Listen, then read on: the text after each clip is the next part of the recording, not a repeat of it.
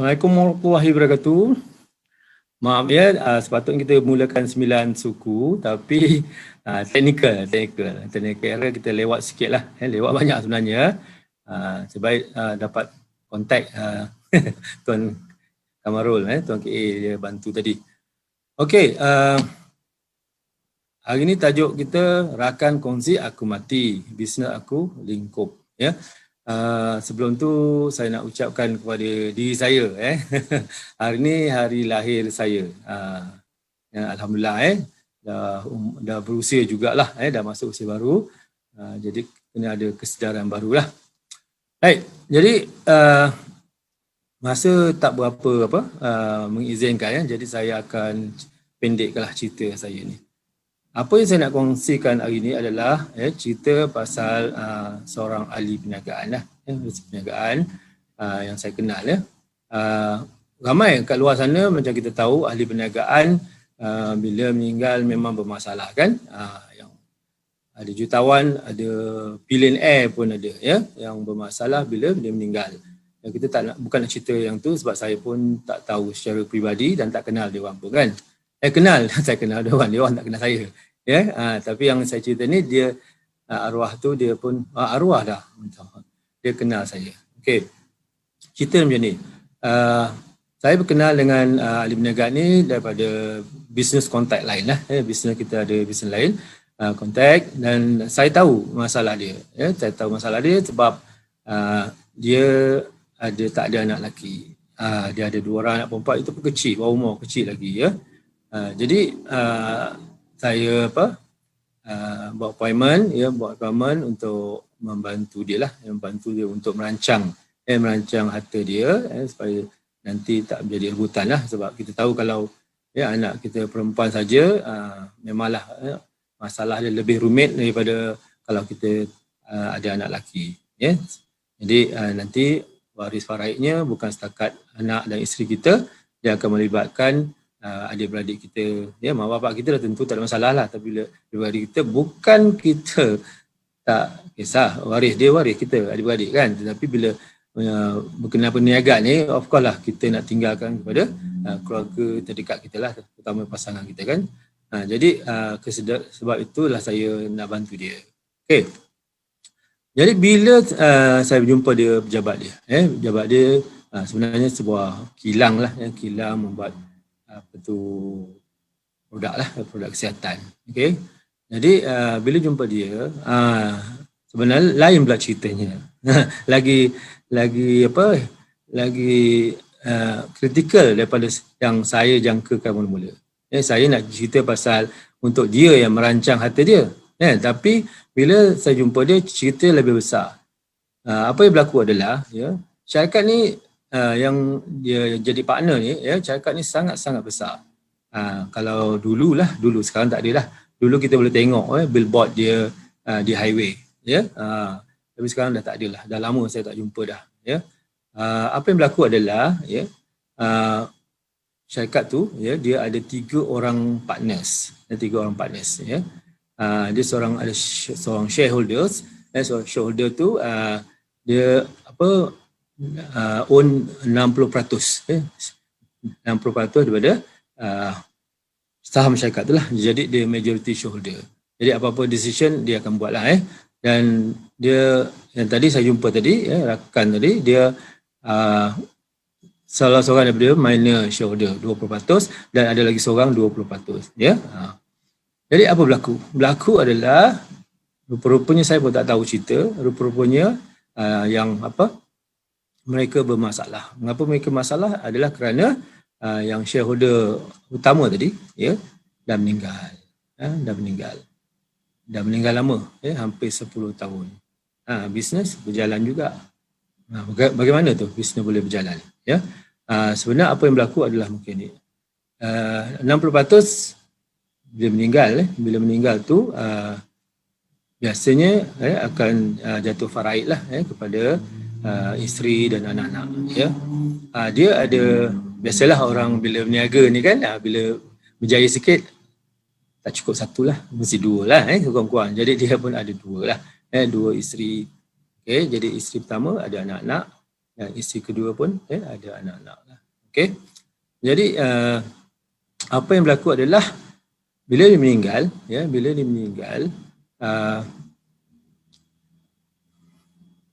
bila diuruskan lah, diuruskan share tu, jadi dilantik pentadbir. Pentadbirnya adalah anak sulung daripada isteri pertama lah. Okey, tak ada masalah. Tak ada masalah. Tapi sebenarnya tak selesai lah. Nombor satu, nasib dia mereka baik juga, sebab mengapa walaupun dah 10 tahun 10 tahun syarikat tu majority shareholder dah meninggal, tapi masih boleh berpasi adalah kerana dia buat signatory tu, yang science check tu, 2 out of 3. Maksudnya dia bertiga, dua orang sign, okey dah, cukup dah. So apa berlaku adalah bila majority shareholder meninggal, tak ada masalah lah. Ada 2 orang lagi shareholder yang boleh sign. So dari segi kewangan syarikat tu keluar masuk tak ada masalah. Nasib baiklah, kebanyakan orang bermasalah kat situ dah masalah. Sebab bila shareholder je meninggal, jadi signatory dah meninggal, itu memang masalah lah. Duit terbeku, tak boleh keluar dan menyebabkan pekerja nak bayar gaji, nak bayar hutang pada supplier dan nak beli barang, semua masalah, kan? Tapi yang ni tak ada masalah. Okey. Tapi ada masalah lain yang lagi besar. Okey. Yang lagi besar adalah anak yang jadi pentadbir tu, anak yang menjadi pentadbir tu, dia bila jadi pentadbir, maksudnya apa dia? Maksudnya dia akan mentadbir saham majority shareholder tu. Okey. Jadi dia tak minat dengan perniagaan tu pun. Apa dia minat adalah setiap tahun, selama 10 tahun tu, setiap tahun dia hanya concern pada dividen saja, bahagian dia. Faham tak? Bahagian share arwah ayah dia tu, itu yang dia nak. Dia nak dapat tu saja. Lepas tu apa dia buat dengan duit tu? Okey. Sepatutnya dia kena agihkan kepada dua keluarga tu lah, ibu tiri dia dengan ibu dia, adik-beradik dia dan adik-beradik tiri dia lah, kan? Tapi tak berlaku. Dia bolut.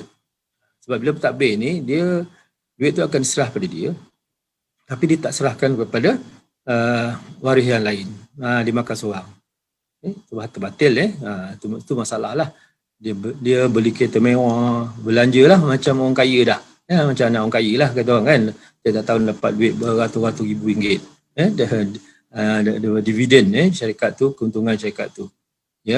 Jadi itu satu masalah.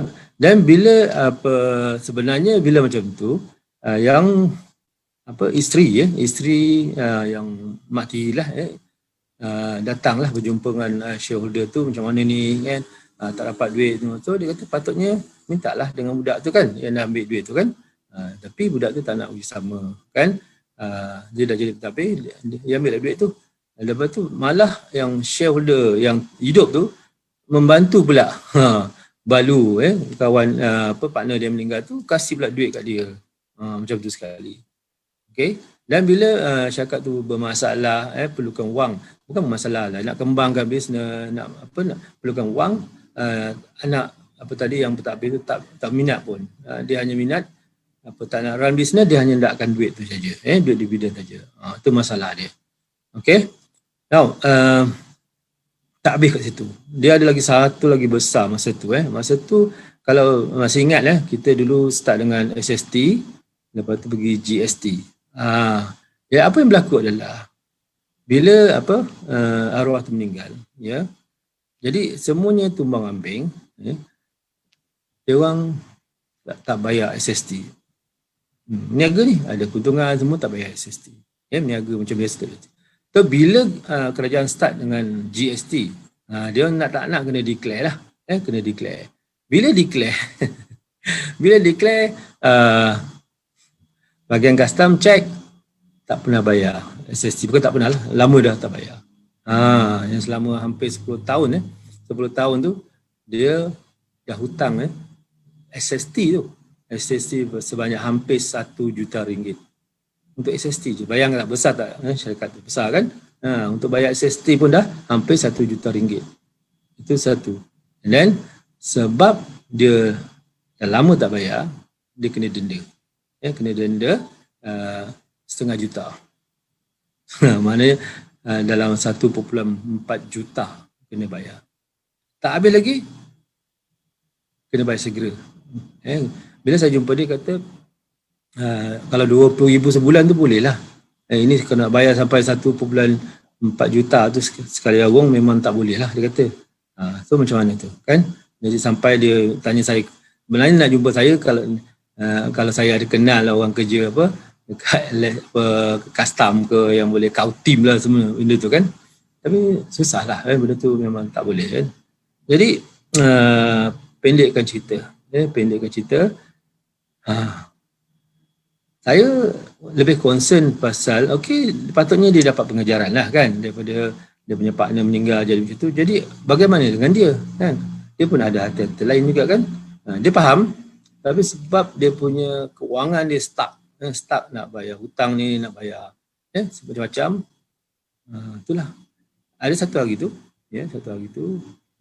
lama senyap beberapa bulan senyap je. Saya macam tak nak, dia nak buat sesuatu tetapi dia macam mana yalah saya faham lah financially dia fikir ada keperluan lebih penting kan. Tapi satu hari tu saya jumpa dia dalam satu majlis, dia sendiri datang jumpa saya, bukan saya datang jumpa dia sendiri. Bisik dia kata, saya nak kena merancang ni, dia kata. Ni kena merancang ni sebab apa tahu? Sebab selain anak dia perempuan tu satu hal, isteri dia pun bukan warga negara Malaysia lah. Jadi masalah kan. Jadi saya kena merancang. Okey, saya kata baguslah. So beberapa minggu lepas tu senyap je. Bila saya dapat tahu, rupanya dia meninggal dunia. Muda umur 40-an saja. Anak pun kecil, masih tadika, masa tu baru nak masuk sekolah rendah, isteri pun muda. Jadi saya saya tak boleh apalah sebab saya dah cuba bantu kan. Jadi saya tak nak cerita panjang cerita ni. Jadi itu saja yang saya nak share ni. Memang ini salah satu contoh lah. Contoh yang berlaku kepada usahawan kita, orang berniaga kita, businessman yang tidak merancang. Tidak merancang atau merancang tak betul. Jadi tak pasal-pasal apa berlaku, anak tadi, kesayangan tadi dah makan batil kan. Lepas tu bisnes dia, minta maaf lah, saya last check semalam saya check, memang dia punya Facebook dia last update tahun 2015. Memang sejak kematian tu kan memang dah stop lah, macam tak ada aktiviti lagi dah sampai ke situ sekali. Jadi yang saya nak sampaikan itulah, untuk orang yang berniaga ni, kena merancang lah, kena lebih kritikal nak merancang, dan merancang tu biarlah cara yang betul lah, cara yang betul, kena faham betul apa implikasi dia, dan apa yang kena buat lah rancangan tu. InsyaAllah kami di Mahal Pusaka boleh bantu kes-kes macam tu. Jadi itu saja cerita saya. So saya harap jika bermanfaat, share lah kepada kawan-kawan yang berniaga tu. Banyak lagi sebenarnya cerita pasal berniaga ni. Esok I think Tuan KA pun akan cerita pasal orang berniaga ni lah. Masalah orang berniaga ni. Okey, itu saja daripada saya. Jadi saya harap bermanfaat, dan kalau bagus sebarkan, beritahu. Jadi jumpa lagi pada malam esok dengan cerita kisah 9 suku malam yang lain bersama Tuan Kamarul, Tuan KA. Okey, saya sudahi dan wabillahi taufiq wal hidayah. Assalamualaikum warahmatullahi wabarakatuh. Sekian.